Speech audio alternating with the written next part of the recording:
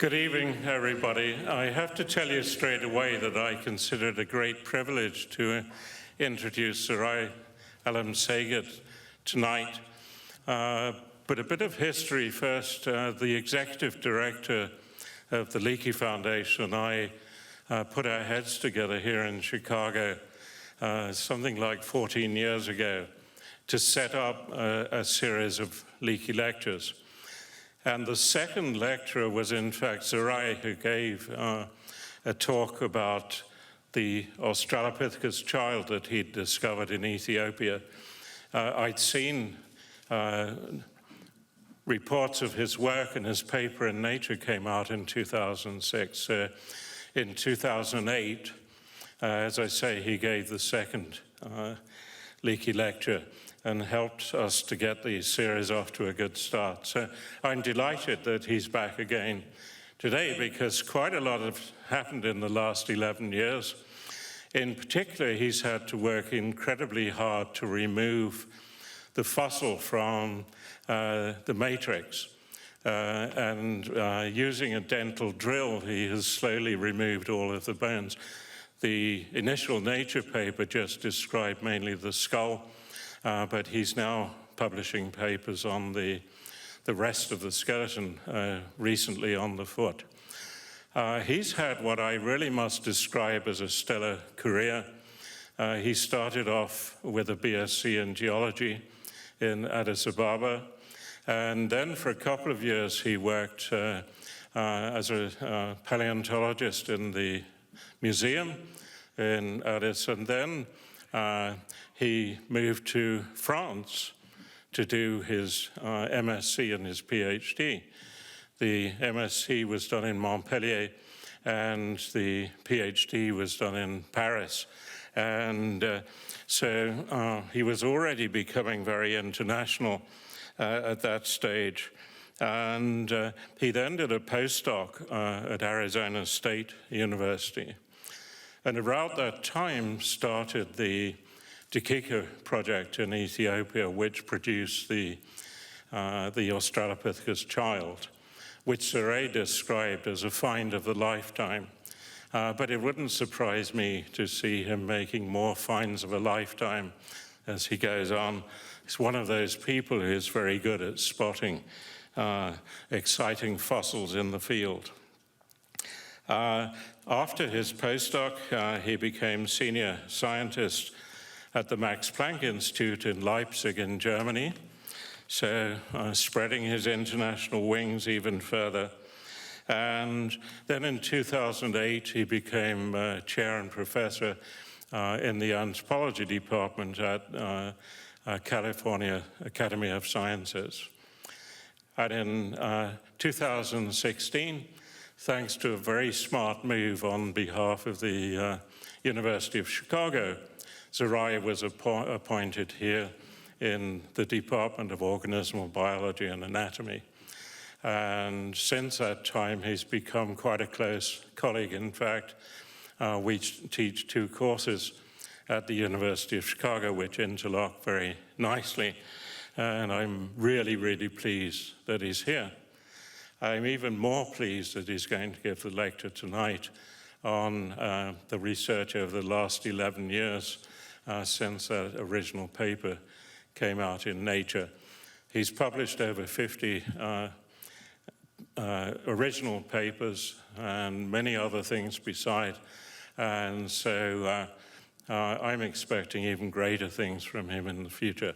So without more ado, I invite my friend and colleague Zeray to give this evening's Leakey lecture.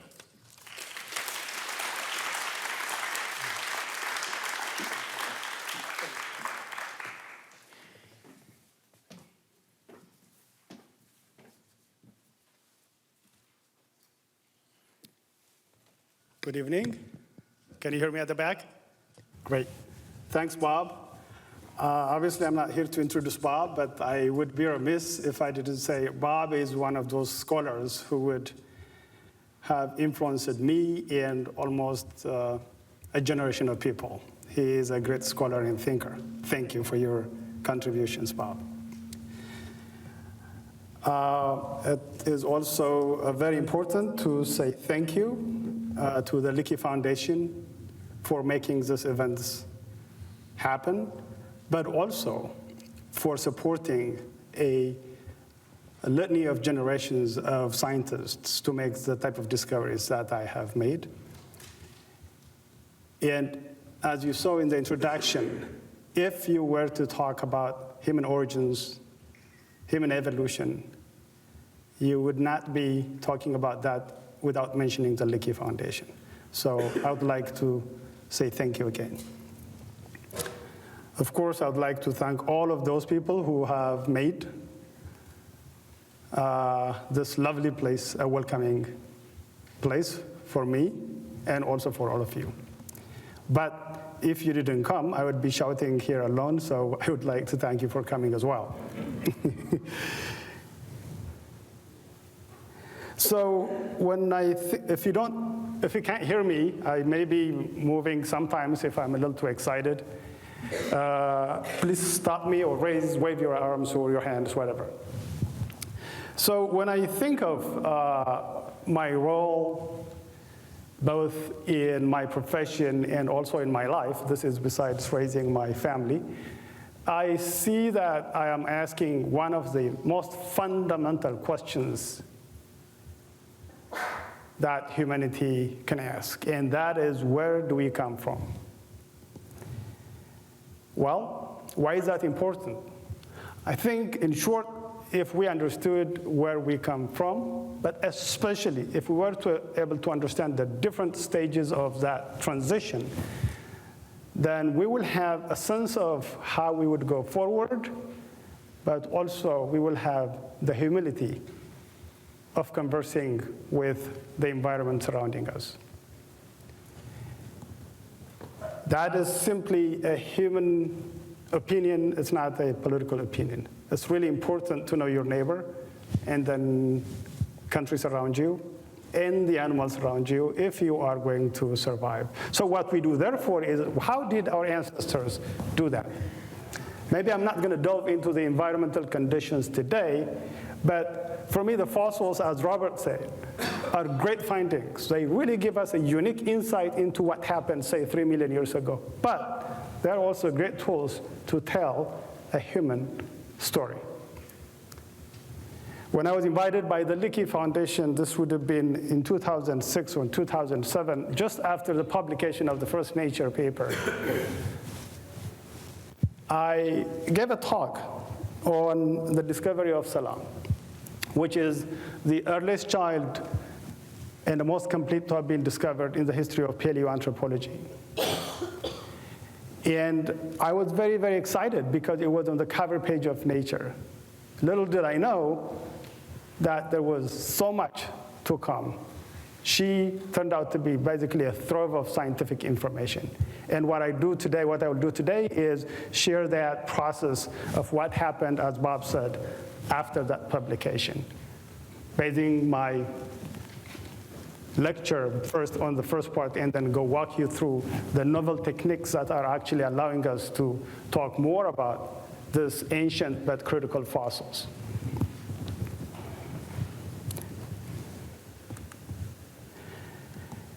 Selam actually joined Lucy at the Field Museum just yesterday or 2 days ago. And as you can see, she is little compared to Lucy, who actually is also very small. She is only 1.2 meters high. And this reconstruction, I strongly encourage you to go to the Field Museum and visit, was done in consultation with paleoartist Elizabeth Dainas in France, great paleoartist. And I was there actually, as a matter of fact, with my children, to make sure that the features that you see on the face and elsewhere are scientifically accurate. So you will have a good understanding of how high she stood, what she looked, et cetera, et cetera. Because specimens like that are so iconic, they allow you to tell a story both to children, but also anyone who is interested in science. They inspire us. They inspire me. Actually, They also inspire leaders like President Obama. That's why when he visited Ethiopia, I was asked to give him a quick snapshot of Ethiopia's history, and the government had selected my own discovery of Selam here and the skeleton of Lucy, and I actually asked him to touch one of the bones, and you would imagine he was really sizzling when he was doing that. In fact, some people asked, why would you let him touch that very precious bone? And I said, well, extraordinary people deserve extraordinary access. So, and I'm not in jail, so that's fine, it worked. All that is to say, these discoveries are inspiring. And one thing I told him is really, at that time, there was the election going on to elect our current president. And I told him that all the differences that we see on our faces or hair, et cetera, to be honest, are nothing but recent developments due to our adaptations to these local conditions. But when you touch that bone, he's basically touching an ancestor that unites every single person, and I'm talking about the 7 billion individuals. So back to science. So what is new today?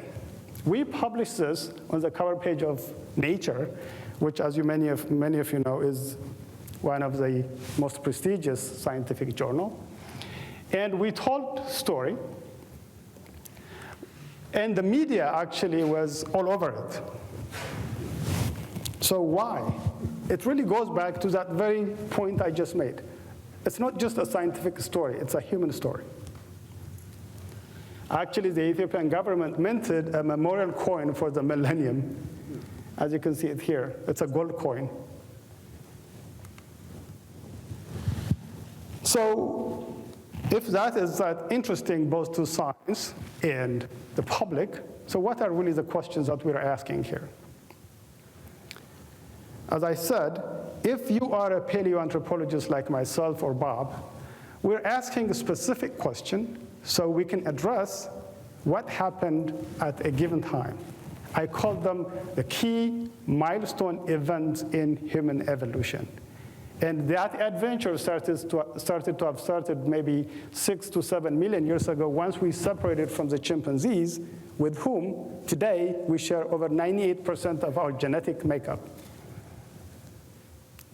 There is a good reason why we're closely related to the chimpanzees than we are to a cat. That's why we do experiments on primates and not on gastropods or snails. Therefore, to tell that story, we ask the following questions. When did we stand upright and become this? When did we start to use stone tools and try to shape them with the anticipation that we're going to use them? Yeah, I know chimpanzees, even birds do use tools, but no animal picks up and shapes the rock with the anticipation of using it. And when did we acquire that big brain that we all have now today compared to our body size? And ultimately, when did we emerge as a unique species, which is the most widespread and the most successful species, if I may say. So our job, therefore, is to go back in time and establish the key milestone events. When did we abandon climbing in trees, and when did we become upright, et cetera, et cetera. And there is this key species genus called Australopithecus, which I call the bridge species. It comes between the very early hominins that were barely upright, but mostly arboreal, and what we call the genus Homo. So think of these guys, they're just starting to walk upright.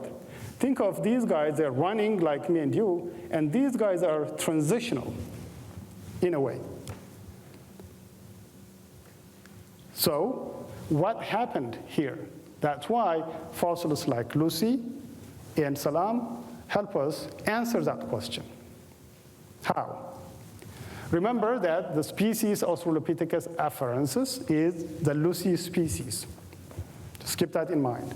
And Selam also belongs to that same species, but happens to be a 3 year, well, for now, 3 years old. She lived 3.3 million years ago as a girl, and is the most complete skeleton of a human ancestor ever discovered. But before that, I would like to mention that when I tell you the story that I'm going to tell you, I'm only here representing many, many people who have contributed to both the discovery. Well, when that was discovered, as you will see, I was the only scientist on site, but we have to go back to the site again and again. So all these people contribute to the many stories, or the few stories that I'm going to tell you today. And where was she found? She was found in northern eastern part of Africa, a country called Ethiopia, a place called Dikika, which is in the Great East African Rift System. If you can see, the Red Sea is here, the Gulf of Aden is here. By the way, the Red Sea did not exist 30 million years ago. In other words, the Arabian plate was connected with Africa. It was just one landmass. Actually, Africa at that time was an island, was completely isolated from any other continent. So this area is what we call geotectonically very active, which at that time was then favorable for both the flourishment of the many hominin species, but also the lakes and rivers were favorable for the preservation of their remains, which makes this area to be a paleoanthropological paradise, i.e. you can go there and make great discoveries like Lucy and others. Selam was discovered not far from the site of Lucy.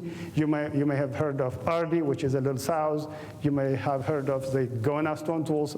All of them are found around this area. So the history, the geological history of this region is one of the reasons why we're going to this place to make those discoveries. So on December 10, 2000, this was my team, that's it. So the big team that you saw joined me after the discovery was made. It's good to make discoveries, you become more attractive, I guess. This is my team, 2 soldiers and a guy who represented the ministry office. And at that day, you can imagine there is like 3 months behind me of walking this barren landscape. Of course, it seems like empty, but when you pay attention, you can read something. For example, this white matter here is a volcanic ash, and that volcano erupted 3.4 million years ago.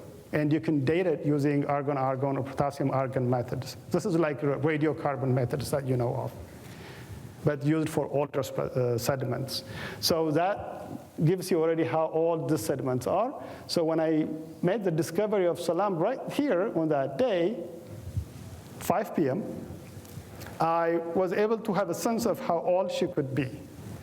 I told these guys maybe 3.4-ish, and it turned out that she's 3.3 to 1 million years, actually. We can be that precise. One thing to tell you is when you look this area, if you were to walk with me on site, it can't work without looking at a fossil. This area is littered with fossils of elephants, hippos, rhinos, monkeys, you name it.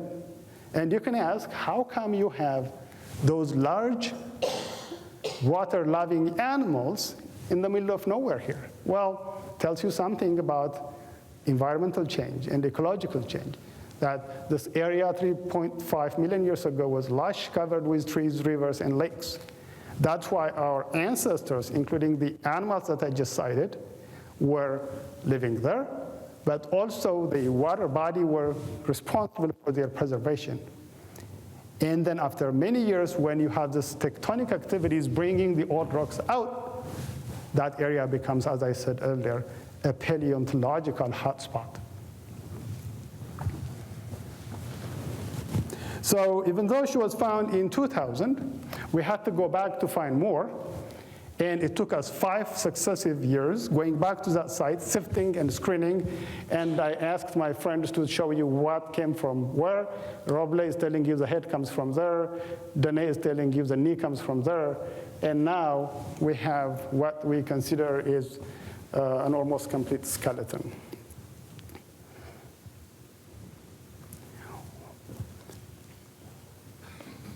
So the study then continues, and the preparation work is continuing because when discovered, as you can see, all the bones, well, this was after some preparation. Actually, you can see it here. At that time, we did not have digital cameras. So you can see it right here. So we did do the preparation work at the museum in Ethiopia every year. It took 5 years first and then more, as you will see. But we did the CT scanning. And the CT scanning is the thing that you do when you go to a doctor's office. It tells you what you have hidden inside. So if you had a mouth like this, which is Selam's snout, you can't see anything here. What you see here are the baby teeth, or the milk teeth, or the deciduous teeth. What you can't see are the adult teeth that are still growing, but you can't see them. But when you do CT scanning, this is what you have. Same mouth. You have the baby teeth here, equivalent to what you see here, but then you have many, many teeth in the mouth. And therefore, in order to determine how old this individual is, what you do is, if this was a human, how old would she be? What would it be for now? And if it was a chimpanzee, how old would it be? I'm going to quickly go here. If you were to compare the level of development of the different teeth, if it was a chimpanzee, it would be 2.5 years. If it was a human, it would be 5 years. So we said, well, because we know this is not a human, nor a chimpanzee, but maybe something transitional, we said maybe an age of 3 is reasonable. And at that point, this is in 2006, we went with that age. But that will be updated, just stay tuned. So, age of death, 3. And then to know whether she was a he or a she, that was pretty straightforward. You have this tooth called the canine tooth. And if you see primates, the males have very, very large canine tooth. When you see gorillas and chimpanzees fighting, they use actually their canine as a weapon. And then that is a tiny canine, which suggests that this individual is a female. So what you have here is a 3-year-old child who died 3.3 million years ago and happens to be a girl. So what then did we learn? I'm going fast here because this is what we had at that time. Here's a picture of my colleagues, Johansen and Kimball and Tom Gray. Johansen is the guy who discovered Lucy. And we know already that the species Australopithecus afarensis had a small brain, was bipedal, upright walker, had large molars, small body size, and long arms and curved fingers. We knew that.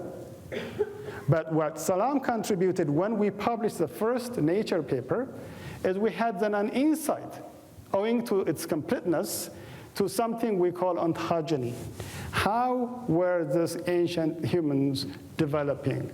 Was the face, which is jutting out in the grown-ups, established when they were younger? How are the canines growing? So in short, we had really a direct access to telling how the different faces, facial morphologies or shapes are changing during growth. For worse or best or worse, we don't look the way we looked when we were 5. We change. And we also have our own trajectory, not only evolutionary, but a trajectory as individuals.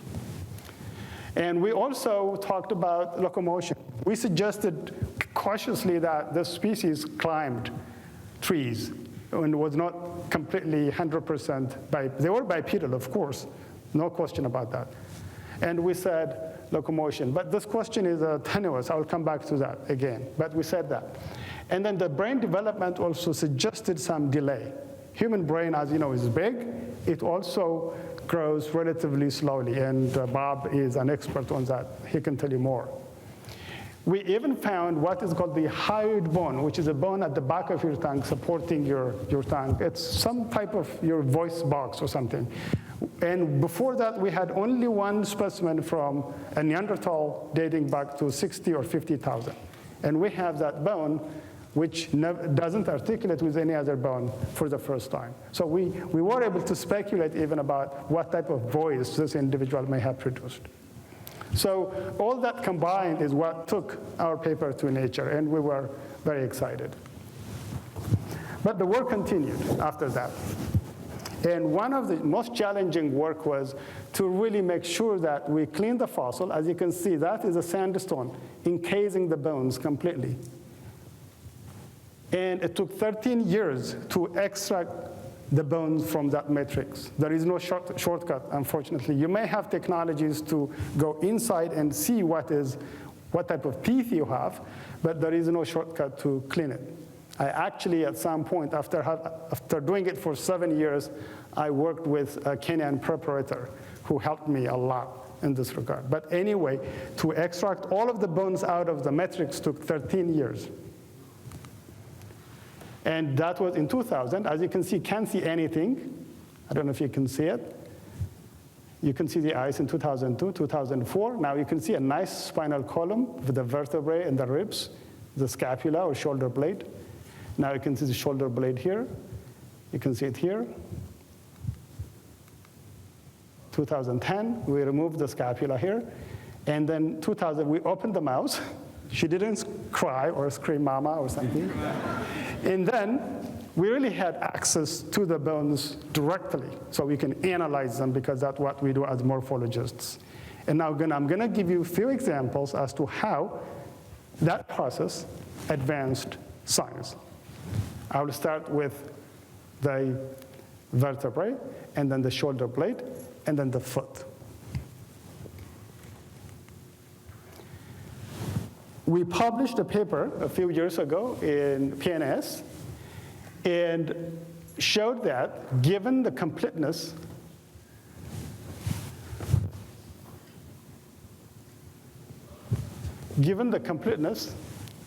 we documented for the first time a complete set of cervicals. These are the neck bones, and all the thoracic. These are the bones that connect to your ribs in one individual, and a juvenile, which is still growing. And then we use the CT scanning technique actually to analyze, go deep into it, and then see what's happening in terms of the morphology and the shape. Given that, we were able to provide the only known complete hominin means human ancestors, cervical and thoracic vertebral column older than 60,000 years. The only thing that we knew before was 60,000. We're talking about a 3.3 million year old fossil here. And it appears that the 7 cervicals, there are doctors here, you guys know, yeah. The 7 cervicals, 12 thoracic, and then 5 lumbars was established already by this time. Yes, I know there is variation, but this is the model number, the average number, the most common. Like my son has 6 lumbars, he's very tall, and many of you will have maybe, 13 thoracic sometimes. But variation is a normal common phenomenon in biology, okay? Is that clear? Do you have a question? So the normal number is 7 neck bones, 12, and 5 lumbars. Lumbars are your lower back, basically. That's what's holding me when I stand. And as we all know, it starts to hurt at some stage. So this then tells us that you can see a chimpanzee has this curved spine. The lumbars are very short and really tucked in the pelvis, in the hip bone. And the lower back, therefore, is very stiff. In us, not only the lumbars are numerous, but you have this thing called lordosis, which supports your body. And that seems to have been established by 3.3 million years ago. That's one big information. In terms of the counting of how many, because chimpanzees have 13 thoracic, and then 4 or 3 lumbars. And that is a major difference. That's why this thing is short in the chimpanzee and in humans. That's why I can do this. I can do both rotation and what we call flexion and extension. Try to do that with a chimpanzee or your cat. Please don't do it. You'll just break her, break her apart. So this is one of the milestone events that we are gathering thanks to the discovery of this fossil. The other question, which is very tenuous, and many, specifically Bob, will agree, is did Australopithecus afarensis climb or not? You may be saying, why is that interesting to begin with? Well, remember, our job is to understand what happened when. When did we start up? When did we abandon climbing? When did we have big brain? When did we become symbolic species that we are, that loves to look at itself on mirrors and things like that? There is no question that afarensis was habitual bipedal species, because all of the hallmarks of being upright, including the foramen magnum, the vertebral body I just told you, the pelvis, and the foot are human-like. So that's not the question here. But in addition to being habitual bipeds, upright workers, were they also climbing? And this was a question like for 30, 40 years, polarized amongst different groups. Some will tell you if you find an ape-like feature, an ape-like character in an early human ancestor, that's nothing but a retention from the common ancestor. So it does not have any functional significance. Others will say, no, if you see that there is an ape character in that skeleton, whether it's 3 million years old or 4 million years old, then it must be doing what it's supposed to do. It's like if it shouts like, what's the expression, duck. If it talks like a duck, walks like a duck, call it a duck. So, but the problem with that argument is so polarized, we needed some type of solution. And that's why I'm going to invoke something called character plasticity.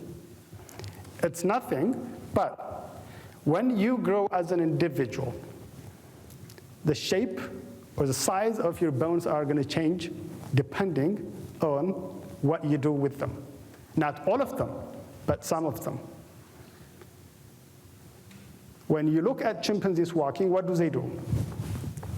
Right? Is that true? What do baby human beings do?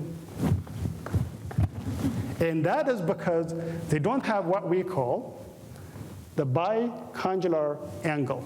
In other words, if you're biped, your two knees are going to come and point to each other,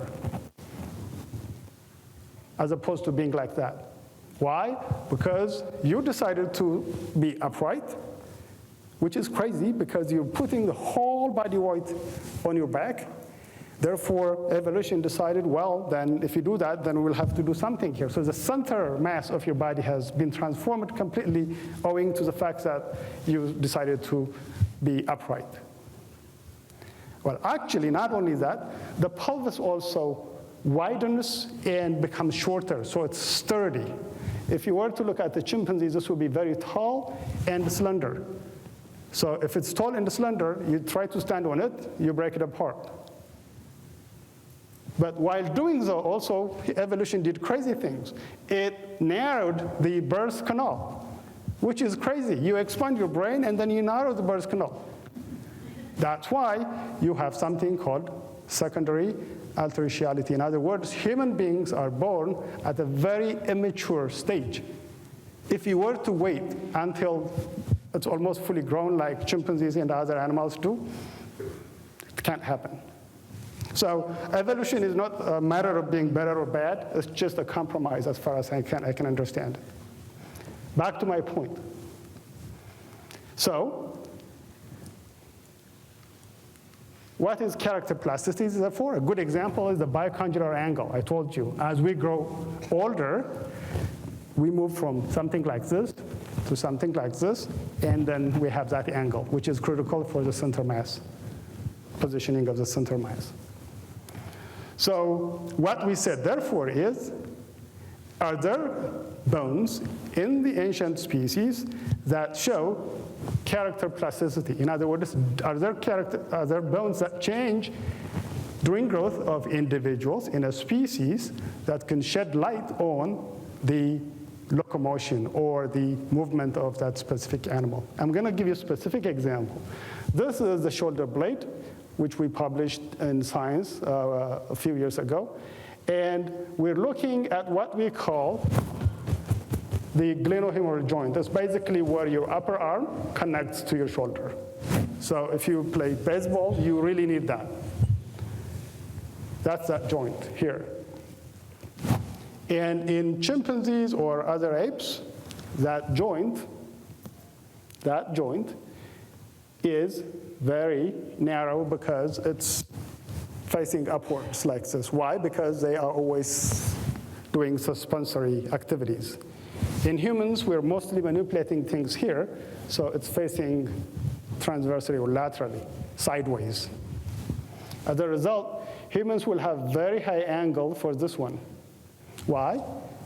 Because it's facing that way. If you go up, you're narrowing that angle. Look at that angle. That's it. So what do we see in Selam and Lucy? Very ape-like. Lucy is very ape-like also. But in addition to that, bear with me, I'm going to explain this one. It's not really complicated. So this muscle here is also part of that same bone. It's called the scapula or shoulder blade. And what's happening here is this takes a muscle called the infraspinatus muscle. It's just a muscle.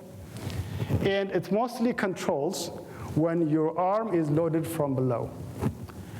The muscle here, it's called the supraspinatus. It's loaded when your arm is loaded from above, when you do that. So in other words, if you want to do that, you want to have a large muscle here. If you want to do many things here, you want to have that muscle more prominently represented. And what is interesting is, this is age. At different ages, chimpanzees and gorillas expand that muscle. That was intriguing at first. Why are they expanding that muscle as they grow older? Because, as I told you, because this is ape-like, in the conversation I told you that is polarized, people will tell you, okay, Zeray, then shut up. This is a primitive retention from the common ancestor, so don't give it any functional meaning. That's what they would say. And I'm saying, no, let's interpret it logically using the fossil record. So look at that. By age, can you see, by age, I think 3, chimpanzees expand. This means significant change in the star. This muscle here. Gorillas also do by early on, maybe by 2.5, expand. In humans and pongo or orangutans, you don't see that. So we were thinking with my colleagues, so what's happening? Look what happens actually. Chimpanzees, after 2.5 years, they become very terrestrial. They knuckle walk. Gorillas, they do it a little early, but they do. So blue means quadruped, which means knuckle walking. This means bipedal. So they do bipedal locomotion or climbing a lot when they were younger, but after 2 and here after 3, they do a lot of knuckle walking. In other words, they're loading their muscle from below. Therefore, the change that you see in that bone, actually they have functional meaning. So you cannot just throw them away and saying, because they look like a gorilla, they are useless. What we're saying here is, yes, there will be characters that will be primitive retentions from ancestors. For that matter, having a backbone is a primitive retention from our ancestors shared with a fish. Having fur or hair is something that was shared with other mammals. So what we're suggesting here, therefore, is the features that you see in Selam and in Lucy clearly show that they were climbing trees, and that was key for their survival. So chimpanzees do climb a lot. To do what? The little climbing they do it for feeding and nesting. So I think what was happening in this early human ancestors is they were terrestrial mostly, but then they were climbing trees to feed and nest. And in terms of survival, feeding and nesting is really critical. So that evidence really gave us a lot of information. How about the foot? The foot in humans is like this, in chimpanzees it's like this.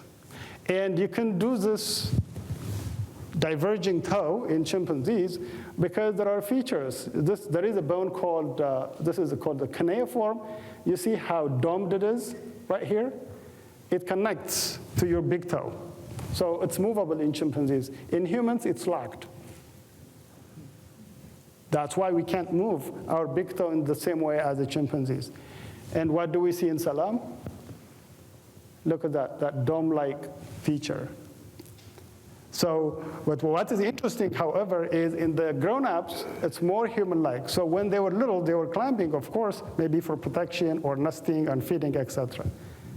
So the big toe mobility in the Selam suggests some degree of climbing, supporting the information that came from the shoulder blade or the scapula. And please note that understanding the locomotor of a species 3 million, 4 million years ago is not just about their movement, but it's also about their environment. It's also about their interaction with other species, including predators. So it has a much broader implication for natural selection. Good. So now I'm going to quickly touch on work in progress.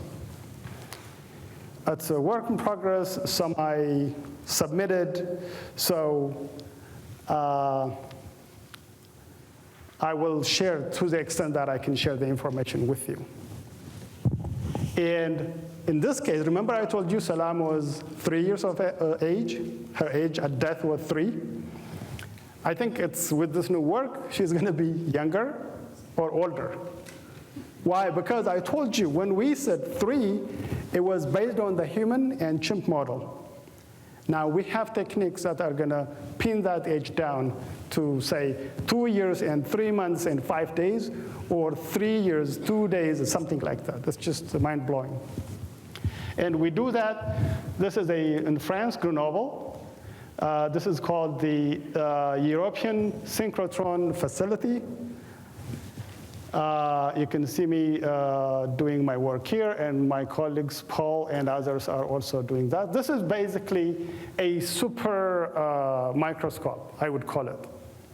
It's like the CT scan, but it gives you a much more and higher resolution. That's the difference. So you had X-ray before, and then you have CT scan, and these are techniques that will allow you to penetrate even bones that are completely encased in sedimentary rocks. And you can go deep into the teeth and count the daily growth lines that grow when your enamel is forming. The power is just mind-blowing. And I'll come back to this information. So I call them super uber microscopes. They're nothing. I hope it's English. What would then be interesting about the exact age at death of an individual that died 3 million years ago? Well, if we have that information, then we can connect it to the patterns of brain growth and say the brain was fully formed or not at a given age. And if you have a brain that's not fully formed, then very likely you're getting help from someone. That's why humans at birth, if you look at an antelope in the savannah of Serengeti, they get born, they run away. Everything is formed. In humans, try to have your child and ask them to walk. That's impossible. And I know how hard this is because I delivered my own child at the parking lot in California, and it requires some expertise or not. Anyway, it worked. She's good. She's 11 and she's running around. Right, Alula? So, one thing we would like to know, therefore, is because humans are very dependent on caregivers, guardians, parents. At the age of 2, they are dependent. 6, they are dependent. 18, they are sometimes 40, they are dependent. You never know when it stops these days. But when does that unique relationship of dependence between juveniles and caregivers occurred in our history? We do know, chimps and gorillas also care, but not to the extent that we do it in humans. So we would like to know that. In other words, why do college students ask mom and dad for that? That's it. But of course, this is not unique to us. Others also do care for their infants. Remember, the age of death is important because it gives you an idea of the relationship between age, developmental age, and then also the brain. So for example, if you had these 2 individuals, what you do is you see, okay, how much teeth do I have here? Which one do you think will be older? Right or left? Right. This guy here? Yeah. Why? More teeth. More teeth, and that happens to be Alula. So that's my son, that's my daughter. And we can guess.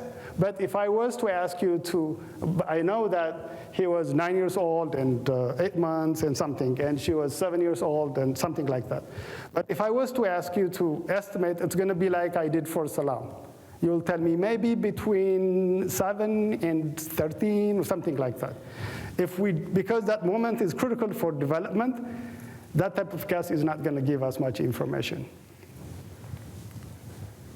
So today, however, thanks to the Synchrotron technology I shared earlier, we can really do some amazing things. Because independent chronologies can now be developed from individuals who died while forming their dentition, avoiding the circular comparison with living taxa, which I just described. It's basically like 3 rings. You go, you count, and you know how old they are. But then, how can you go? 3s are big, so you can count them. But then for teeth that are inside and that are ancient, that technique of synchrotron is irreplaceable.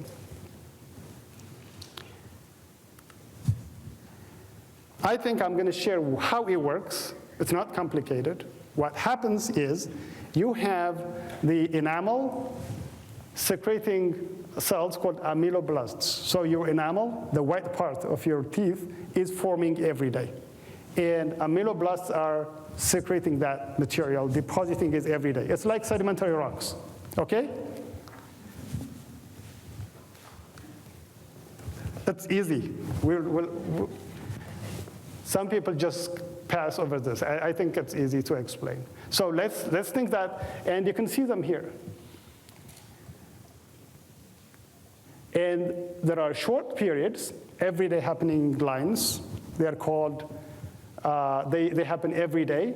And the longer lines, they happen every 6 to, let's say, 1 week for now. And this is what's happening. There are lines forming this way. And within each line, you have this very minute and then very fine-grained lines. Okay?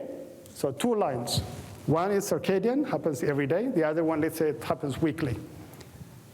Therefore, if you have 5 lines that happen daily, all you need to know the age is you multiply by the number of longer lines, because that will be number of weeks multiplied by the number of days within that gap. And you will have the age. In other words, the lines that are very fine-grained between and happening every day, they're called cross striations. And then the longer lines that encompass those fine lines are called striae of rhesus. And actually, you can see it on your enamel. Sometimes, if you have a strong microscope, When you see them on the outside, they are called parenchymatous. Bottom line here, there are two types of lines that happen every day, but there are longer day lines that happen every week for now.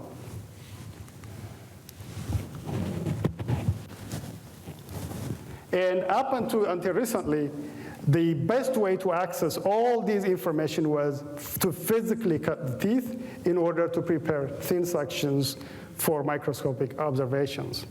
Well, but you will agree that most curators, and Bob and I are curators, former curators, we don't like when our fossils, precious fossils, are cut by someone. So that is really almost a disability for that science. Because the destructive aspect of such analysis is limited by difficulties to access important specimens. If I was to ask the Ethiopian government to give me permission to slice Selam, the answer is just simply a resounding no. But the synchrotrons are bringing a technical solution to this situation. And the difference between the traditional CT scan and the synchrotron is simply mind-blowing. What do you see on this thing? Who can just point to something that they think is interesting? You can tell me right, left. Right, where, here? Okay, look at this. That's a synchrotron. And that is what you can get out of it. So the ability to observe this very minuscule fine-grained lines is really revolutionizing not only paleoanthropology, but many, many things. By the way, these facilities are not made for paleoanthropology or paleontology. We're just dependent on the technology that was invented for like material engineering and physics and other topics. So therefore now, we can go and scan the specimens and without slicing them have information like this. Remember, when you do that, do you see the long lines? Those happen, let's say, every week. And within each, you have fine-grained lines that happen every day. So what you do to know the age of this individual is you count 1, 2, 3, 4, 5, 6, 7, 8, 9, 10, etc. And then you multiply 10 by what we call periodicity, which means how many fine lines do you have between two lines. Is that clear? Excellent. And the way it works, therefore, is this is a chimpanzee. What is amazing is when you develop your teeth, it not only records the daily growth lines and the weekly growth lines, but actually it documents the stress lines. So for example, if you were to pass through malnutrition during growth, you will see a conspicuously represented line. And if there were some challenging moments for the individual, you can see a line that happens right on that day because that is due to the composition of carbon dioxide is fluctuating in terms of what's happening. So what is the most difficult moment for a child? Birth. That line, you can see it here, is always like clearly visible. Any non-trained person can see that. So this child therefore was born, and that line is represented right here. And then you can find also other lines. So what you do therefore is you basically have their birthday. So you have the two lines. So what we did therefore with the Selam skull or the teeth is we did the synchrotron, and then we did the counting. But in order to count the lines, sometimes you have to do what we call the stress matching, which I was discussing. So stress matching is basically you identify moments of, say, malnutrition or some disease or et cetera, and you can connect two different teeth, like a canine and a molar. So you count the number of lines on the molar, but the molar is going to erupt and stop growing at some point, but the canine is going to follow. So then you transition to the canine, and then you continue counting. That's what you do, exactly the way I showed you here. So the interesting thing to me is the fact that we have that neonatal line, the birth basically. And then you start there, you count. And then when you're done with the molar, you switch to the canine, but remember the two are now side by side, because at some point they've been growing together, so they're going to share stress lines. So you connect the two. And it's like slide ruler. I don't know if you remember from a long time ago. So you do that, and then you continue to count. And that counting sounds just simple, but actually it involves one full postdoc to do that work. Postdoc meaning someone, a PhD, who is going to sit down and then analyze all of that. Of course, we supervise, we help with the work as well. And that counting continues. We're not done yet. And when that counting is done, I'm gonna, with my colleagues, of course, we're gonna publish soon the exact death, age of death of this fossil. And I can tell you already that it's going to be either 2 years, 6 months, or 5 days, or maybe 3 years and 5 months and 6 days. So that type of precision is what we're after. Once we have that, then what we will do is we're going to then measure the amount of brain formed in Selam. Okay? If we have the volume of the brain at that given age, let's say 3 for now, but it's going to be younger or older. Yes, I tried. Thank you. Yep, this is what I was describing. So we did identify the birth line. You see that darker thing? That is the birthday. And then that is the molar. That is the canine. So what you do is you start here, keep counting, but then the molar is going to stop at some point and start to produce its roots. The roots come out, then that's how you have the emergence of the first molar first. So without the roots, you can't have dental eruption, right? So, but then if you were to stop here, the animal continued to live. Selam continued to live. So what you do is, I don't know if you can see, the canine and the molars are affected by some same stress lines. You can see them here, right? Here also. So you count all the way here, and then you continue here, but then after the molar, this goes on. And what happened here? Death.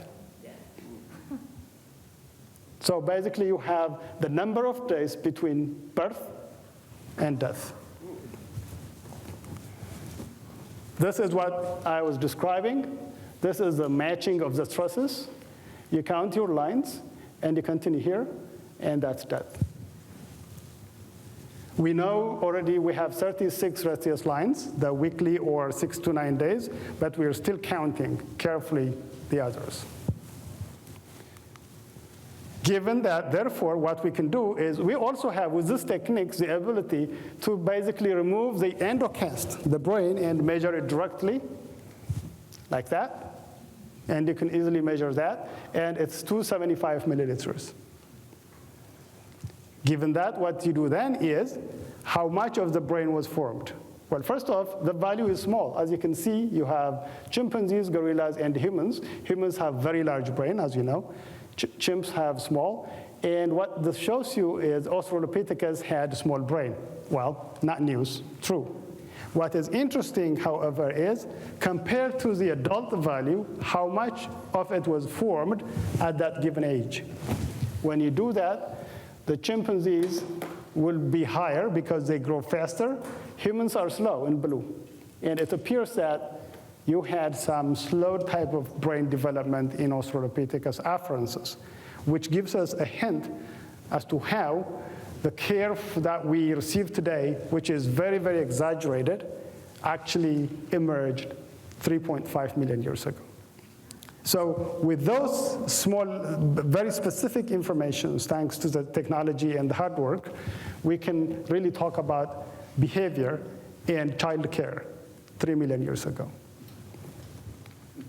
Therefore, more is to come. And I think for me, Selam continues to inspire us, and that's going to continue. If you have any questions, I would be happy to answer. I think before I close, what I would say is when you see discoveries like Selam or others, institutions like the Licky Foundation play a great role. So if you support them, and when you do, you can feel good about yourself. Thank you.